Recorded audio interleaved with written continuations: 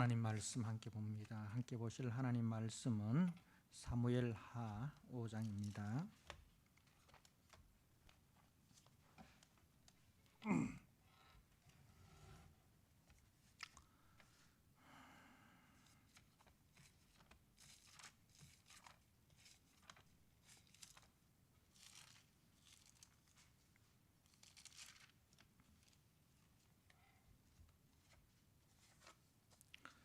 사무엘하 5장 1절에서 10절 말씀을 봉독드립니다. 이스라엘 모든 지파가 헤브론에 이르러 다윗에게 나와 이르되 보소서 우리는 왕의 한 고륙이니이다. 전에 곧 사울이 우리 왕이 되었을 때에도 이스라엘을 거느려 출입하게 하신 분은 왕이시었고 여호와께서도 왕에게 말씀하시기를 네가 내 백성 이스라엘의 목자가 되며 네가 이스라엘의 주권자가 되리라 하셨나이다 하니라. 이에 이스라엘 모든 장로가 헤브론에 이르러 왕에게 나오매 다윗 왕이 헤브론에서 여호와 앞에 그들과 언약을 맺음에 그들이 다윗에게 기름을 부어 이스라엘 왕으로 삼으니라.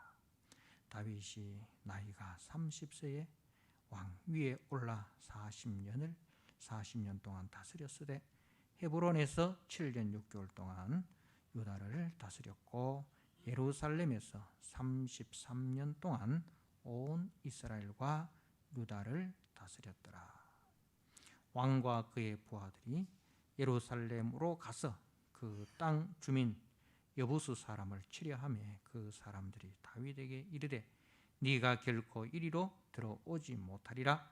맹인과 다리 저는 자라도 너를 물리치리라 하니 그들 생각에는 다윗이 이리로 들어오지 못하리라 함이나 다윗이 시온 산성을 빼앗았으니 이는 다윗 성이더라. 그 날에 다윗이 이르기를 누구든지 여부수 사람을 치거든 물 깃는 데로 올라가서 다윗의 마음에 미워하는 다리 저는 사람과 맹인을 치라 하였으므로 속담이 되어 이르기를 맹인과 다리 저는 사람은 집에 들어오지 못하리라 하더라. 다윗이 그 산성에 살면서 다윗 성이라 이름하고 다윗이 밀로에서부터 안으로 성을 둘러싸니라. 만군의 하나님 여호와께서 함께 계시니 다윗이 점점 강성하여 가니라. 아멘.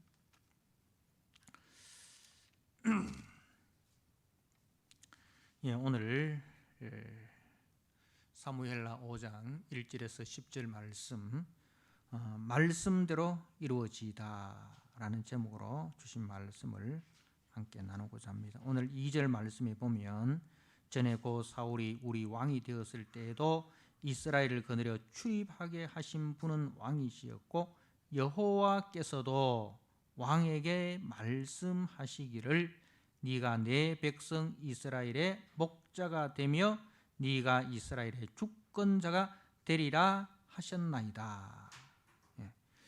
그러니까 여호와께서 전에 하신 말씀대로 되었다는 것을 이제 북쪽의 그 이스보셋에게 속한 북이스라엘의 장로들이 와서 다윗에게 하는 말씀입니다. 그러니까 여호와께서 말씀하신 대로 되었습니다는 것을 이제 그 분명히 보았고 또 고백을 하고 있는 것입니다. 자, 오늘 이제 다윗이 이제 그 4절에 보면 다윗이 나이가 30세의 왕위에 올라, 그러니까 30세의 왕위에 오른 것은 그 유다 지파의 왕으로 시험을 받은 때가 30세고 그리고 40년 동안 다스렸다는 것은 이제 그 유다 지파의 왕이 되어서부터 다윗이 이제 통일 이스라엘의 왕으로 이제 33년, 유다 지파의 왕으로 7년 6개월 이렇게 해서 이제 총 40년을 말하는 것이고, 이제 5절에는 그것을 이제 구분지어 가지고 이제 이야기를 합니다. 헤브론에서 7년 6개월 동안 유다를 다스렸고, 그러니까 헤브론에서 7년 6개월 동안은 유다 지파를 이제 통치하였고, 그리고 예루살렘에서 33년 동안 온 이스라엘과 유다를 다스렸다. 그렇게 이제 다윗의 전체 통치 기간을 이제 말씀을 하고 있습니다. 자, 그렇다면 이제 1절에서 3절에 그 이스라엘 모든 지파가 헤브론에 이르러, 여기 말하는 이스라엘의 모든 지파라는 것은 이스보셋, 사울의 아들 이스보셋의 통치를 받던 그 이스라엘을 말하는 거예요. 북쪽 이스라엘을 말하는 거예요. 유다 지파를 뺀 나머지 11지파의 그 장로들이 이제 헤브론에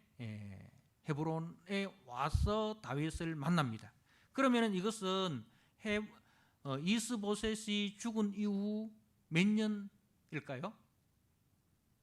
자, 이스보셋이 이제 마하나임에서 몇 년을 다스립니까? 몇 년을 다스리죠? 2년을 다스립니다. 그죠? 우리가 2장에 보면 이제 2년을 다스렸다. 그렇게 나옵니다. 그러면 그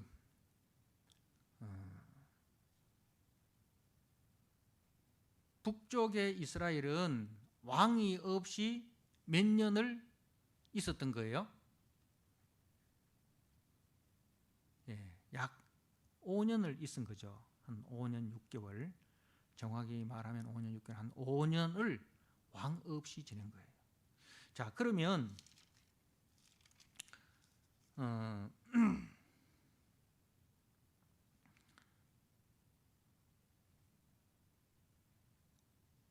그 왕 없이 5년을 지내면서 저들이 보고 깨달은 것이 무엇일까요? 그 보고 깨달은 것이 바로 1절과 1절에서 그 2절의 내용을 깨달은 거죠. 자, 왕 없이 5년을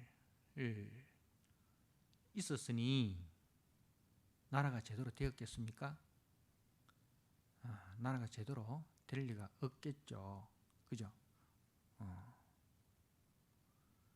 그러면 다윗이 어떤 마음이 들겠습니까? 여러분들 생각은 어떻습니까? 저 북쪽이 그야말로 왕 없이 혼란한 상태에서 가서 얼마든지 무력으로 통일을 시킬 수가 있단 말입니다.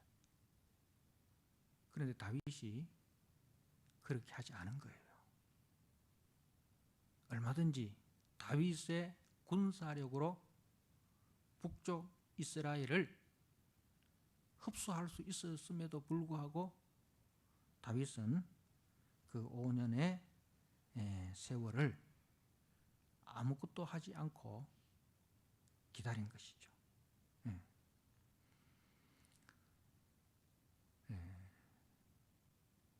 이것이 하나님의 뜻이기 때문에 그런 거예요. 형제 고륙 간에는 전쟁을 하지 않는 것이 하나님의 뜻입니다.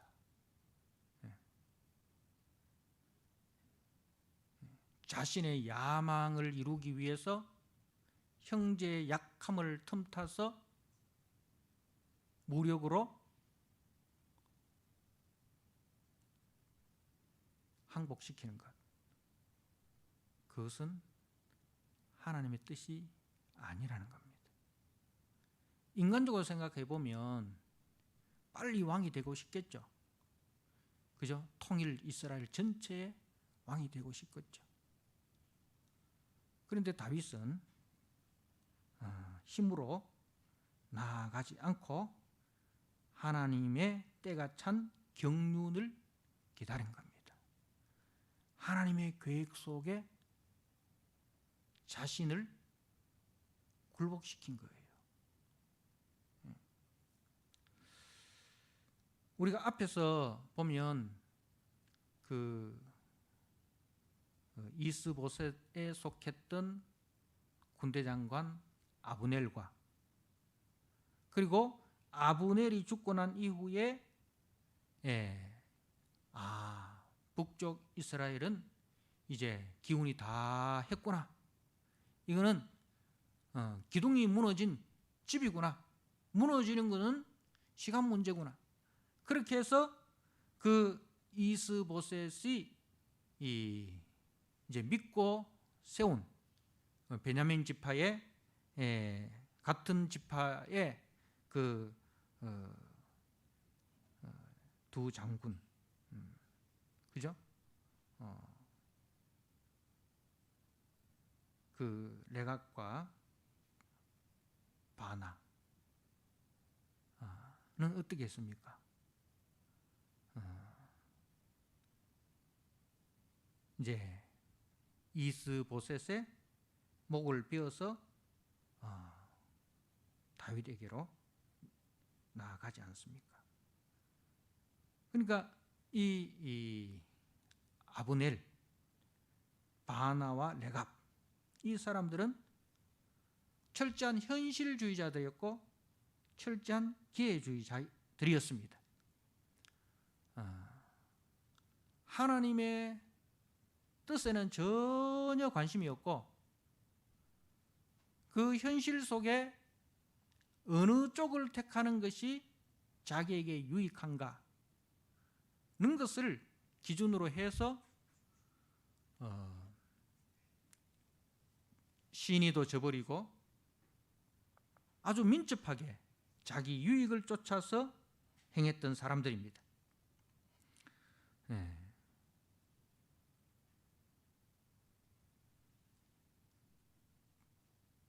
이것과 대조적으로 다윗이 한 행동을 보십시오. 다윗은 충분히 북이스라엘을 빠른 시일 안에 손쉽게 흡수합병할 수 있는 그런 기회가 있었음에도 불구하고 그것이 자기에게 현실적으로는 유익이 된다 할지라도 그것이 하나님의 뜻이 아니기 때문에 자기 유익을 쫓아 행하는 사람이 아니라 하나님의 뜻을 이루기 위해서 아무것도 하지 않는 거예요. 인간적인 수단과 방법을 사용하지 않는 것입니다. 우리가 믿음이라는 것은 하나님의 그 역사하심을 믿고 하나님의 때를 기다리고 그리고 하나님의 방법으로 살아가는 것, 그게 믿음이에요. 그게 믿음 생활입니다. 믿음 생활이라는 것은 그렇기 때문에 때로는 하나님의 뜻을 기다리며 인간적인 수단과 인간적인 방법을 내려놓고 기다리는 것, 그게 믿음 생활이라는 겁니다. 사람들 보기에는 다윗이 소극적인 삶을 사는 것 같죠? 그러나 다윗은 적극적으로 하나님의 때와 하나님의 방법을 추구하는 순종의 삶을 산 것입니다. 그래서 때로는 우리가 무엇을 하는 것보다 무엇을 하지 않는 것이 믿음일 수 있고 그것이 하나님께 영광이 된다는 것입니다.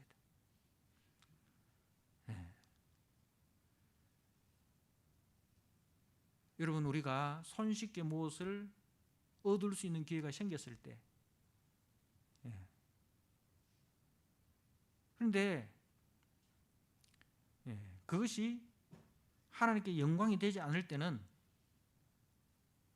그것을 내려놓는 것, 굉장히 힘든 거예요. 그죠? 세상적으로 보면 바보 같은 짓이죠.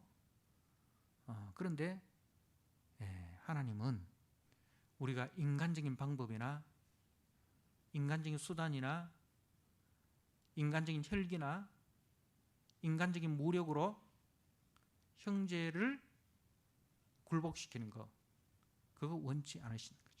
그래서 하나님께서는 5년이라는 시간을 통해서 저 북이스라엘이 자발적으로 다윗 앞으로 나와서 하나님의 그 뜻을 깨닫고 그 하나님의 뜻에 순복하는 그 시간을 하나님이 주신 거예요. 그래서 이 사람들이 그 5년의 세월을 통해서 깨달은 것이 바로 1절에 보소서 우리는 왕의 한 고륙이니다. 우리는 왕의 한 고륙이니다. 그러니까 우리가 사울과 다윗으로 나누어서 이렇게 물고 뜯고 싸우는 그것은 하나님의 뜻이 아니었다 이거죠. 사울이 자기의 왕권을 강화하기 위해서 다윗을 적으로 생각하고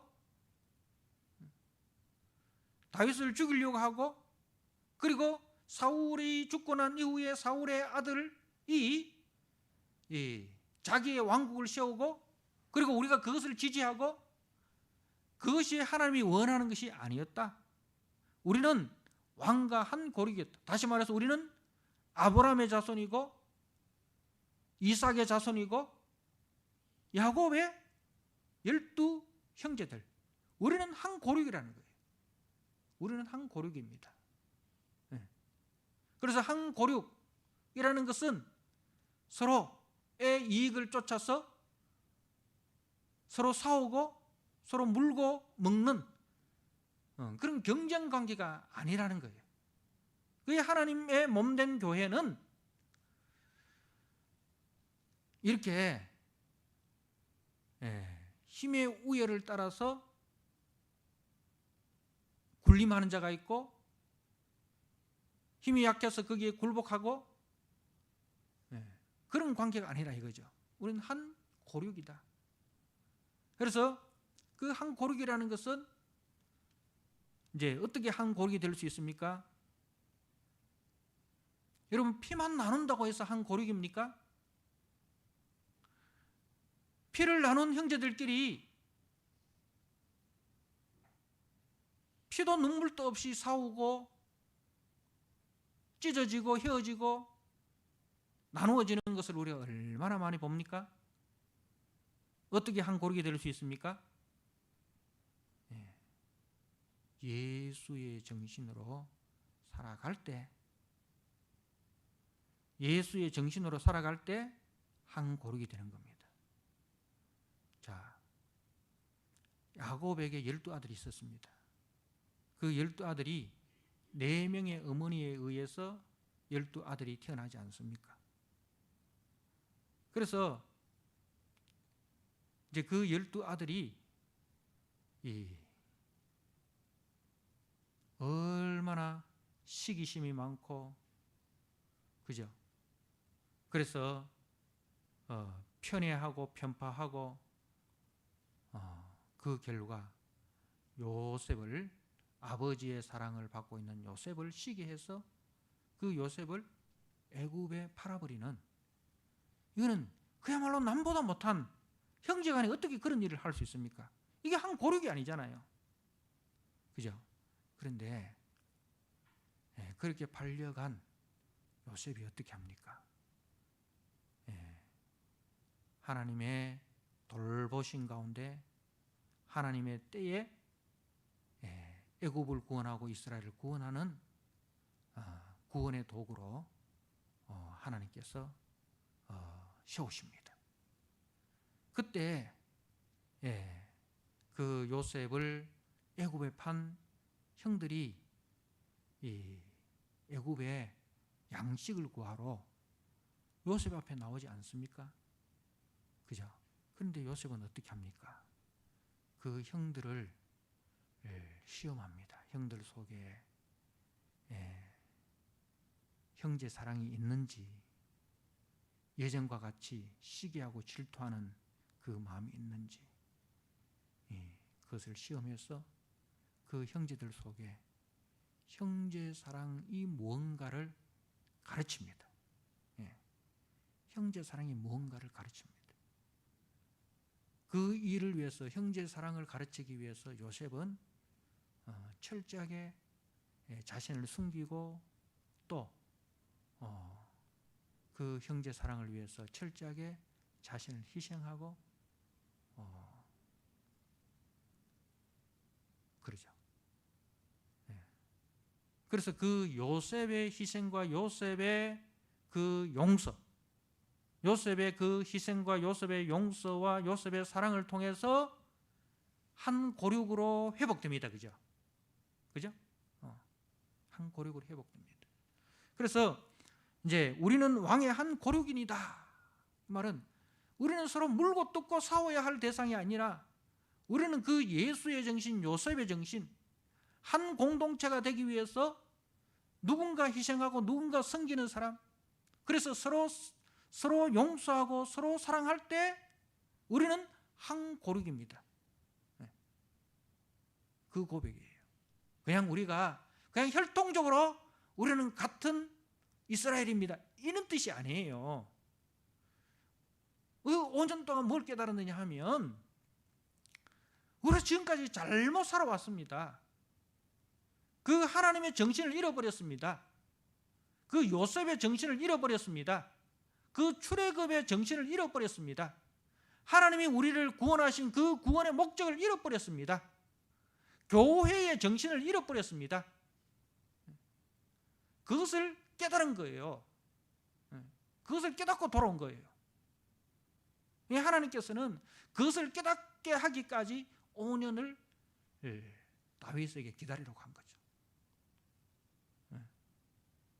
만약에 이것을 깨닫지 못하고 그냥 물리적으로만 연합을 시켜놓으면 그 안에서 또 찢고 뽑고 싸우는 거예요. 그죠? 그래서 교회는 우리는 한 고륙입니다, 이 고백을 하는 사람들이 교회 공동체예요. 같은 공간에서 같은 시간에서 예배만 드린다고 해서 우리가 한 고륙이 아니에요. 우리가 예수 그리스도의 그 정신, 십자가의 정신 안에 있을 때 우리는 한 고륙이 되는 거예요. 하나님께서 우리에게 듣고 싶어하는 고백이 뭐냐 하면 형제들끼리 같이 모여서 우리는 한 고륙입니다. 우리는 십자가 은혜 아래서, 그 십자가 사랑 안에서 우리는 서로 용서하고 서로 부족한 것을 채워주고 서로 연약한 것을 강하게 붙들어주고, 그래서 우리는 머리 대신 그리스도 안에서 한 지체요, 한 몸이요, 한 가족입니다. 이것을 진심으로 고백하는 그 공동체가 주님이 세우신 공동체예요. 주님이 피로 값주고 세운 공동체고, 그 공동체가 주님 다시 오실 때에 주님 앞에 영광 가운데 나타나는 겁니다. 우리는 왕의 한 고륙입니다. 여러분, 이 고백이 정말 저와 여러분의 고백이 되어야 됩니다. 우리가 오늘 이 수요 예배에 한 공간 속에서, 한 시간 속에서 예배를 드리지만 우리 속에 이 십자가의 정신, 이 상실되어 버리면 우리는 한 고륙이 아닙니다. 예수님께서 십자가로 유대인과 이방인의 그 담을 허시고 하나가 되게 하셨습니다. 이방인과 유대인의 담을 허셨습니다. 남자와 여자의 담을 허셨습니다. 할례자와 무할례자의 담을 허셨습니다. 그 모든 인간이 만든 죄의 담을 다 허시고 그리스도 안에서 한 고륙이 되게 하셨습니다. 그것을 여러분들이 꼭 붙드시고 이 한 고륙됨을 잊지 마시기 바랍니다. 여러분, 형제 안에서 누가 잘났니, 누가 못났니, 누가 많이 가졌니, 누가 적게 가졌니, 누가 많이 배웠니, 누가 적게 배웠니, 이거가 따지면 이건 형제 아니에요. 옛날 우리 형제들은 어떠했습니까? 마지는 동생들을 위해서 희생했어요. 그죠? 가난한 집안에 마지로 태어나면 학교도 조금 하고 동생들 뒷바라지 한다고. 그래서 그 형의 희생으로, 마지의 희생으로 동생들이 학교도 다니고 직장도 얻고, 그죠? 그러면 그 동생들이 그 형에게 형을 고맙게 생각하고 큰 집이 잘 되도록 도와주고, 그게 이제 우리 옛날 그 모습이잖아요. 그런 그 한 집안에서도 섬기는 자, 희생하는 자가 있음으로써 그 공동체가 한 공동체가 되는 거예요. 교회도 마찬가지예요. 교회도 예수님의 그 희생으로 우리가 다 한 몸이 되고 한 가족이 되었습니다. 그러면 교회는 항상 이 십자가의 정신, 남을 위해서 자기를 희생하고 자기의 유익을 구하기보다 형제의 유익을 구하고 자기의 옳음을 내려놓고 형제의 그릇됨에 대해서도 용서해 줄 수 있는, 그것이 성도고, 그 성도들의 모임을 우리는 교회라 하고, 그렇게 할 때 교회가 세상에 비치고 세상의 소금이 되는 것입니다. 자, 그 다음에 2절에 전에 고 사울이 우리 왕이 되었을 때에도 이스라엘을 거느려 출입하게 하신 분은 왕이시었고, 자, 이 말은 뭐냐면 이제 사울이 왕으로 통치할 때도 실질적으로 왕 노릇한 사람은 다윗입니다, 이 이야기예요. 이게 무슨 말입니까? 다윗이, 사울이 왕이었을 때도 진짜 왕 노릇한 사람은 당신이었습니다. 그 이야기란 말입니다. 사울이 우리 왕이 되었을 때도 이스라엘을 거느려 출입하게 하신 분은 왕이시었고, 왕의 역할이 뭐냐?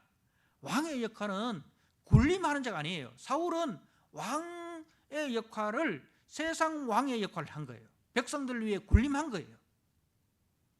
그런데 하나님이 세운 왕은 어떤 왕이에요? 군림하는 왕이 아니라 백성을 위해서 자기 목숨을 내어놓고 백성을 지키고 백성을 보호하고 백성을 사랑하는 것, 그게 진짜 왕이에요.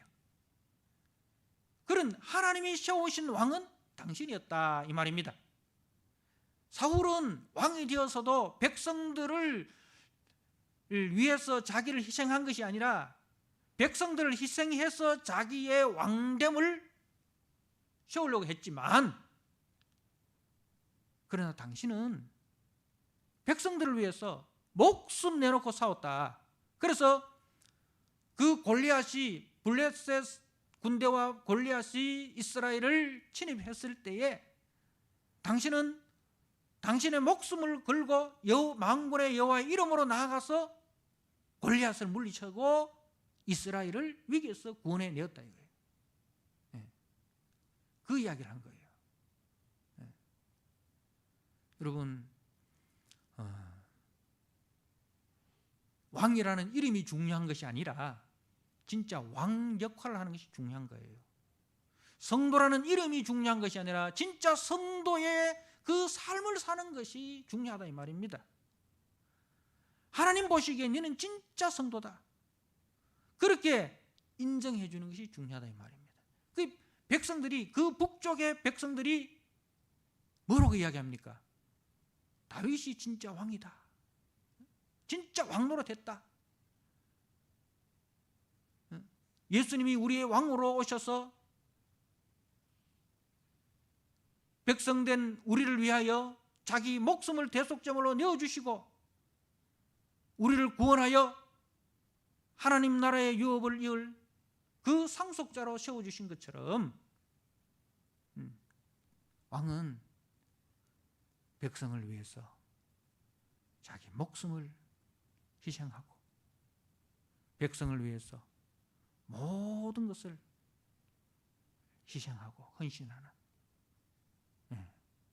그게 진짜 왕이에요. 그 왕의 모습을 우리 예수님이 보여주셨고 다윗은 그 예수님의 모습을 따라간 것이고, 그리고 우리도 왕 같은 제사장, 그런 왕이 되어야 됩니다. 성경에서 남편을 아내의 머리라 했잖아요. 머리가 뭐예요? 보호자입니다. 보호자. 아내를 보호하는 사람이에요. 아내를 위해서 자기 목숨을 걸고 아내를 보호하는 게 그게 남편의 역할이에요. 뭐 남편이 돼가지고 아내한테 맨날 물 떠오라, 젖들이 가오라, 뭐 이거 시키는, 심부름 시키는 그게 남편의 역할이 아닙니다. 아내를 종 부리듯이 그렇게 부리는 게 그게 남편이 아니고, 그 머리라는 것은요 보호자예요. 보호자. 그래서 다윗은 그렇게 했다 이거죠. 자, 그러면서 하는 말이 그 뒤에 여호와께서도 왕에게 말씀하시기를 네가 내 백성 이스라엘의 목자가 되며 네가 이스라엘의 주권자가 되리라 하셨나이다. 목자가 뭐예요? 목자는 여호와는 나의 목자시니 내게 부족함이 없으리로다. 그가 나를 푸른 초장에 니심에 쉴 만한 물가로 인도하시는도다. 내가 사망의 음침한 골짜기를 다닐지라도 해를 두려워하지 않을 것은 주께서 나와 함께 하시고 주의 지팡이와 막대기가 나를 안위하시고 원수의 목전에서도 내게 상을 베푸시고, 그죠? 여호와의 집에 내가 영원히 살게 하시는, 그게 목자예요. 목자는 항상 양 앞에 갑니다.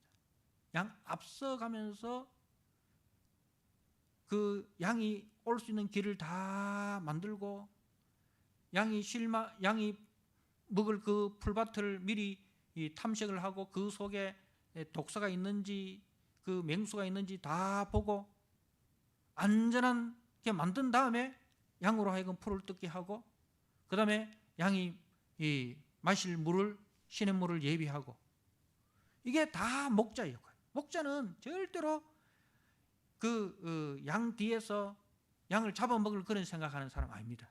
항상 양 앞에서 양을 위해서 희생하고 양을 위해서 헌신하고 양을 위해서 수고하고 땀을 흘리고, 그리고 그 양들이 이 푸른 풀밭에서 풀을 뜯고 또 시냇물을 마실 때 그것을 보면서 만족해하는, 그게 목자예요. 그래서 이제 이 백성들이 말하기를 여호와께서도 왕에게 말씀하시를 네가 내 백성 이스라엘의 목자가 되며, 내 백성, 이스라엘이 누구 백성이라고요? 하나님의 백성이에요. 내 백성, 하나님의 백성이에요. 왕의 백성이 아니고 하나님의 백성이, 내 백성 이스라엘을 그 왕은 하나님을 대신해서 하나님의 마음으로 하나님의 백성들을 돌보고 하나님의 마음으로 그 하나님의 사랑으로 백성을 섬기는 것, 그게 왕의 역할이라는 거죠. 그분이 누굽니까? 우리의 선한 목자. 나는 선한 목자라. 선한 목자는 양을 위해서 목숨을 버린다 라고 하셨던 예수님의 모습이죠. 네. 바로 다윗은 그 예수님의 모습을 우리에게 보여주고 있습니다. 자, 그래서 여호와께서 또 왕에게 말씀하시를 네가 내 백성 이스라엘의 목자가 되며 네가 이스라엘의 주권자가 되리라. 주권자가 되리라. 이 주권자라는 것도 내 마음대로 한다는 뜻이 아닙니다. 주권자라는 것이 내 마음대로 한다는 게 아닙니다. 주권자 대신 하나님의 모습을 보여주는 거예요. 주권자 대신 하나님의 뜻을 따라서 살도록 인도하는 게 그게 주권자예요. 예. 그리고 다윗은 하나님께서 말씀하신 대로 되었고, 그리고 하나님이 말씀하신 대로 순종하는 그 모습을 이제 그 5년 동안 저 북쪽 이스라엘이 지켜본 거예요. 그래서 스스로 와서 다윗에게 우리의 목자가 되어주시고 우리의 주권자가 되어주십시오. 자기 발로 찾아온 거예요. 이게 교회입니다. 교회는 진짜 세상의 빛이 되어야 됩니다. 세상 사람들이 교회를 지켜보고 있습니다. 지켜보고 있습니다. 옆집에서 하는 사람들이 이 성도의 가정을 지켜보고 있습니다. 지켜보면서 진짜 성도의 가정, 진짜 교회는 다르네. 진짜 예수 믿는 사람 다르네. 진짜 예수 믿는 교회는 다르네. 예수 믿는 사람은 다르네. 그걸 지켜보고 자기 발로 나와서 고백하는 거죠. 우리가 그런 교회가 되어야 됩니다. 우리 나가서 우리가 복음을 힘써 전해야 되죠. 그것도 중요하지만 교회가 가져야 할 그 모습을 제대로 잘 갖춤으로써 사람들이 교회를 부러워하고 사람들이 성도를 부러워하고, 그래서 그 교회 앞에 나오고 그 성도 앞에 나와서 진짜 당신들이 세상에 비치고 당신들이 세상의 소금이다. 당신들이 천국의 그림자다. 그렇게 고백할 수 있는 교회가 되어야 됩니다. 하나님께서 5년 동안 그 다윗을 통해서 북이스라엘을 전도한 거예요. 다윗의 그 모습을 5년 동안 보여주면서, 그래서 다윗은 5년 동안 뭘 했습니까? 북쪽을 칠 생각을 한 것이 아니고 북쪽을 무력으로 정복할 그런 꿈을 꾼 것이 아니라 하나님의 사람으로서 자신을 살피고 자신 속에 하나님의 말씀이 역사하고 자신 속에 하나님의 은혜가 역사하고, 그래서 진짜 왕의 모습, 진짜 목자의 모습, 진짜 주권자의 모습을 보여주었어요. 여러분, 믿음 생활이라는 것은 힘으로 남을 정복하는 것이 아닙니다. 믿음 생활이라는 것은 내 속에 있는 죄를 정복하는 것입니다. 믿음 생활이라는 것은 남을 정복하는 것이 아니라 믿음 생활은 내 속에 죄를 정복하고 내 속에 하나님의 말씀이 역사하고 내 속에 하나님의 은혜가 역사하는 그 시간을 치열하게 우리가 싸워나가는 그것이 믿음 생활이라는 거죠. 그 선한 싸움을 통해서 하나님이 영광 받으시고 그 선한 싸움을 통해서 세상이 주께로 돌아오는 구원의 통로가 되는 것입니다. 그런 저와 여러분 되시기를 주님의 이름으로 부탁하고 축복합니다. 아멘. 하나님 아버지, 다윗은 이스보셋이 죽고 난 이후에 5년이라는 시간 동안에 그 북이스라엘이 약함에도 불구하고 무력으로 정복하지 아니하고 그 5년의 시간 동안 남을 정복한 것이 아니라 자기 속에 있는 죄와 싸우고 자기 속에 있는 죄를 물리치고 하나님의 사람으로 준비되고 훈련되는 아버지 정말 철저한 믿음의 삶을 살았습니다. 그 믿음의 삶을 통해서 북이스라엘은 다윗을 통해서 하나님 나라의 영광을 보게 되고 하나님의 왕되심의 통치가 얼마나 복되고 아름다운가를 보게 되었습니다. 그리고 5년의 시간이 지난 이후에 다윗에게 와서 무릎을 꿇었습니다. 당신과 우리는 한 고륙입니다. 그리고 하나님께서 사울을 왕으로 세운 이후에도 당신이 왕노릇하였고 하나님의 말씀대로 당신은 그렇게 순종하였습니다. 하나님의 말씀대로 되었습니다. 하나님께 영광을 돌리고 다윗을 하나님의 사람으로 인정하였습니다. 하나님 아버지, 우리가 신앙생활 하는 동안 아버지여 남을 정복하는 사람이 아니라 내 속에 있는 죄를 정복하게 하여 주시고 내 속에 예수 그리스도의 말씀으로 채우고 내 속에 하나님의 은혜로 채워서 나를 통하여 하나님의 구원의 역사가 세상 속으로 흘러가고 보여지는 하나님 아버지 빛되고 소금된 삶을 살아가는 우리 성도들 되게 하여 주옵소서. 그래야 혼란한 세상 속에서 아버지 안정된 질서와 안정된 평화를 보여주는 몸된 교회 되게 하여 주옵소서. 예수님께 하신 이름으로 감사하며 기도드리옵나이다. 아멘. 찬송가 300